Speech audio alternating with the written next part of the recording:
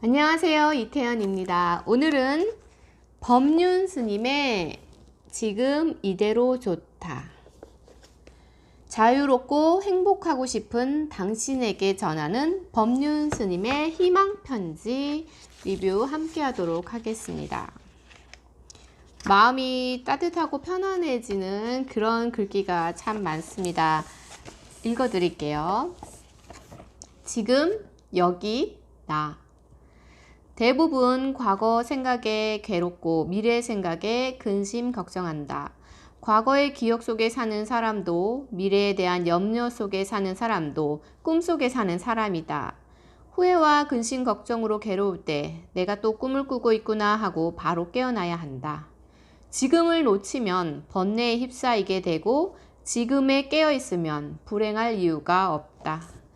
과거나 미래가 아닌 지금, 저기가 아닌 여기, 남이 아닌 나에게 깨어있는 것이 자유로워지는 길이다. 나를 사랑하는 법. 이 세상에서 제일 중요한 사람은 자기 자신이다. 그렇기에 자기 자신을 소중하게 여겨야 한다. 세상살이에 항상 불평불만을 가지고 남을 미워하며 괴로움에 시달리는 것은 결국 자기 자신을 괴롭히는 사람이다. 온갖 빛깔의 꽃들과 파란 새싹들을 볼 수 있다는 것은 엄청난 복이다.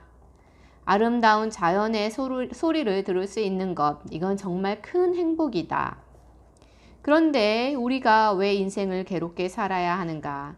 남을 좋아하면 내가 즐겁고, 남을 사랑하면 내가 기쁘고, 남을 이해하면 내 마음이 시원해지는 것, 이 모두가 나를 사랑하는 법입니다. 남이 한 말로 괴롭다면, 다른 사람이 한 말로 계속 괴롭고 생각이 난다면 그건 그 말이 그 사람의 스트레스로 꽁꽁 묻힌 쓰레기라고 생각을 하라. 쓰레기는 받는 즉시 버려야 한다. 그런데 여러분은 지금 엄마가 버린 쓰레기 봉지, 아빠가 버린 쓰레기 봉지, 상사가 버린 쓰레기 봉지, 선생님이 버린 쓰레기 봉지를 끌어안고 살고 있다. 세상을 살다 보면 사람들이 나에게 쓰레기 봉지를 던져줄 때도 있다. 받자마자 그냥 버리면 되는데 그거 다 끌어안고 다닌다. 남이 나에게 준 쓰레기 봉지를 안고 다니지 말라. 남이 준 걸 받아서 지니고 괴로워하면 내 인생은 그 사람의 쓰레기통밖에 되지 않는다. 이 정도면 괜찮다. 이 정도면 괜찮다. 이 세상에 나는 오직 단 한 명뿐입니다. 귀한 자신을 남하고 비교하면서 괴롭히지 말고 이 정도면 괜찮다 하고 있는 그대로를 인정해 주세요. 나는 이 세상에 오직 하나뿐인 존재이며 지금 여기 살아있는 것만 해도 대견하고 자랑스럽고 소중한 존재입니다. 긍정적으로 보는 연습. 사물을 긍정적으로 보면 마음이 가볍고 편안해지고 몸과 마음에서 생기가 솟아납니다. 아침에 오늘도 살아있어서 감사합니다. 이렇게 긍정적인 기도를 드리고 친구에게, 부모님께, 동료에게, 아내에게, 남편에게 그 감사하는 마음을 표현해 보세요. 나는 언제나 행복하게 살 권리가 있습니다. 혹시 어떤 특별한 날을 기다리고 계시진 않습니까? 특별한 날을 쫓는 당신, 어쩌면 우리 대부분이 이런 삶을 살아가는지도 모릅니다. 지금은 평범하지만 언젠가는 성공해서 특별한 존재가 되고 특별한 날이 오기를 기대하죠. 하지만 특별한 존재, 특별한 날은 없습니다. 오늘 살아있음에 감사하고 일할 곳이 있음에 감사하고 지금의 나에게 만족하면 지금 내가 특별한 존재가 되고 오늘이 특별한 날이 됩니다. 특별해야 한다는 생각을 할수록 인생은 괴로워집니다. 특별한 날이 따로 없다는 것을 알면 비로소 특별한 날을 만나게 됩니다. 대돌 위의 신발. 절마당 대돌에는 신발이 늘 가지런히 놓여 있습니다. 수행자는 신발을 벗는 그 순간에 깨어있기 때문입니다. 절간이 깨끗한 것도 무조건 청소를 열심히 해서가 아닙니다. 걸레를 쥐고 닦는 순간에 깨어있기 때문에 바닥에 작은 티끌도 놓치지 않는 것입니다. 청소를 하거나 밥을 먹거나 걸을 때 매 순간 깨어 있습니다. 지금 이 순간에 온전히 깨어 있는 삶을 삽니다. 나무는 저절로 그늘을 들이운다. 나무는 나무대로 자라다 보니 남에게 그늘을 드리워줍니다. 나무가 남을 쉬게 해주려고 그늘을 들이우는 게 아닙니다. 우리도 자기 나름대로 행복하게 살면 그것이 남에게도 도움이 됩니다. 남에게 도움이 되는 일을 하겠다고 억지로 하면 내가 무거운 짐을 지게 됩니다.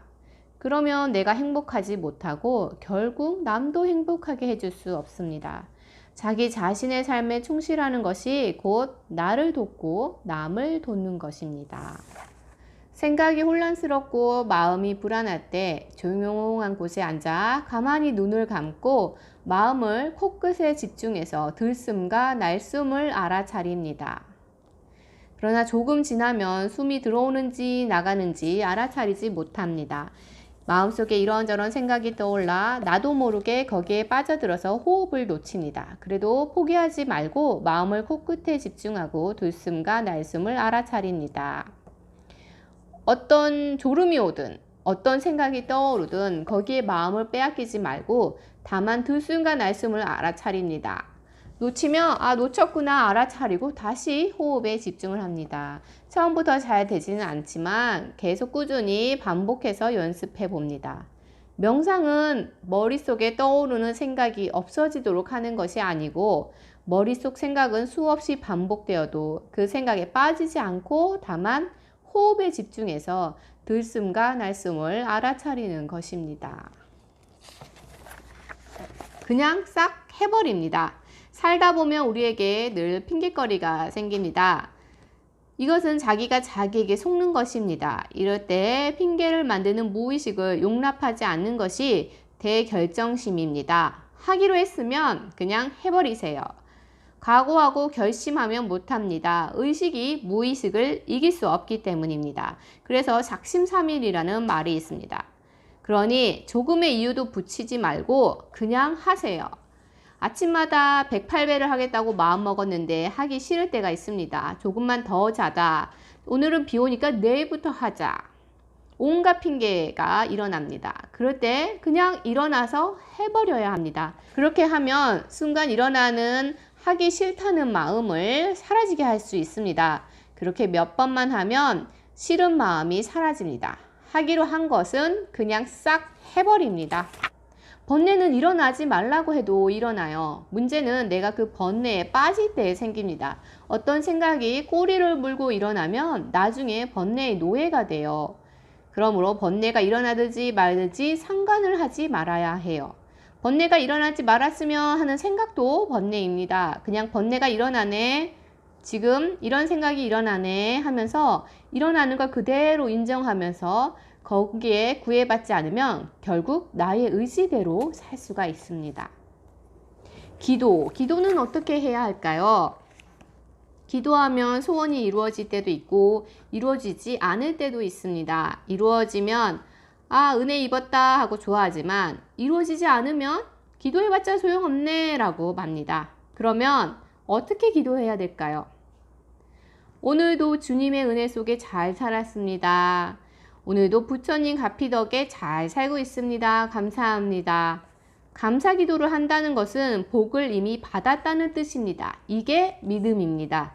여러분이 몰라서 그렇지 이미 복을 많이 받았습니다. 그러니 이것저것 요구하지 말고 감사 기도를 하면 됩니다. 인생을 살 때 첫 번째 기준은 자기가 먼저 행복해야 한다는 겁니다. 자기를 희생하면 대가를 바라게 되죠. 칭찬을 받든 상을 받을 거라고 기대를 합니다. 기대대로 되지 않으면 결국 불만이 생기고 억울해집니다. 남편이든 자식이든 뒷바라지 했는데 나중에 그 공덕을 몰라주면 결국 원수가 됩니다. 우선 자기가 행복해야 합니다. 남을 즐겁게 하기 전에 내가 먼저 즐거워야 해요. 이걸 결국 놓치면 처음 원하던 것과 정반대의 일이 일어납니다. 진리는 나도 좋고 남도 좋은 것입니다. 네, 날씨가 많이 쌀쌀해졌죠. 따뜻한 차 한잔 하면서 듣기에 너무 좋은 법륜스님의 희망편지, 지금 이대로 좋다. 책 리뷰 이것으로 마치도록 하겠습니다. 오늘도 함께 해주셔서 감사합니다.